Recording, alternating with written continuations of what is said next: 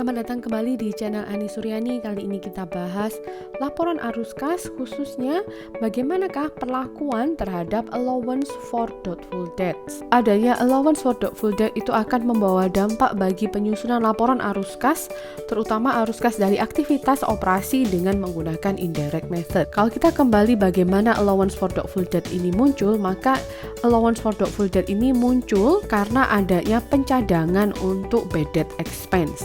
Jadi biasanya kita jurnal di akhir periode itu adalah bad debt expense yang didebet, kita kreditkan ke allowance for doubtful account.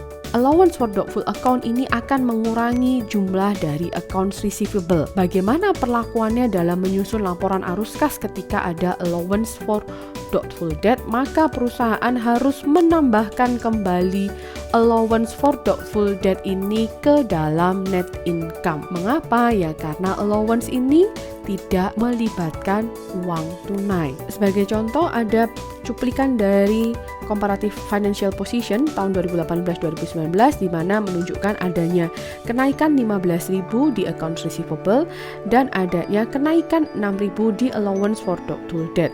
Dengan demikian, maka account receivable secara neto itu naiknya adalah 9.000. Maka ketika kita menghitung net cash flow dari operating activities, increase account receivable itu kan akan mengurangi net income. Sebaliknya, allowance for doubtful debt account karena sifatnya dia bertentangan dengan account receivable, maka kenaikannya itu akan menambah net income untuk perhitungan cash flow dari operating activities.